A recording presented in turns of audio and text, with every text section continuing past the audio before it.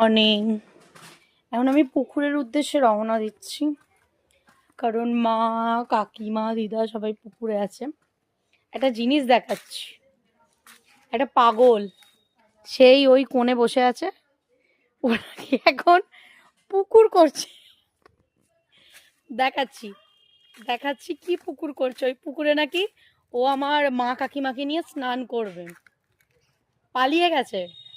এই দুদিন আগে আমাকে বলছিল আমার ভিডিও করবে তো, আর আজকে পালিয়ে গেছে।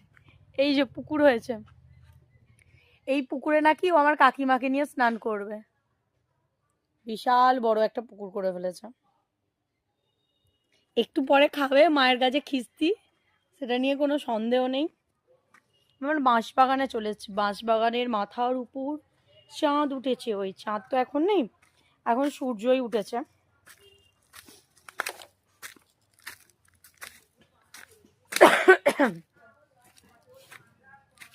ওফ, ওই যে বাসক পাতা রস খাওয়াটা এখন আমার বন্ধ হয়েছে।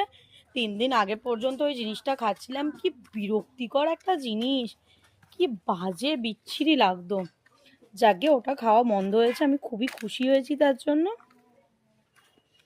এইবার এসেছি সেই যে এর আগের দিনে, মানে কালকে না তার আগের দিনে, বলে আমার ভাই গাছ বসাচ্ছে। এখনো পর্যন্ত এই পুরো জায়গাটা ওর ঘুরে পরিষ্কার করার কথা, বাট ও এখনো পর্যন্ত সেটা করে উঠতে পারেনি।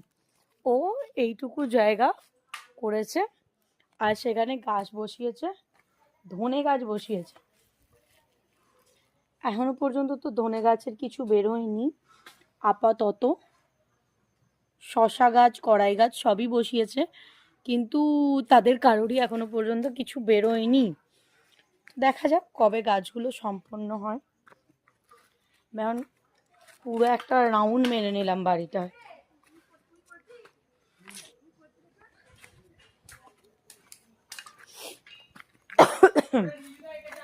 কিন্তু সকালবেলা উঠে আমার ব্রেকফাস্ট করা হয়ে গেছে, তাও কেন জানি না আমার খিদে পাচ্ছে। খিদে জিনিসটা হচ্ছে সব থেকে বাজে জিনিস। আর আমার এতটা পরিমাণে খিদে পায় কয়েকদিন যাবৎ, জানি না, মনে হচ্ছে যেন 2খানা পেট হয়ে গেছে আমার। সত্যি কি 2টো পেট হয়ে গেছে?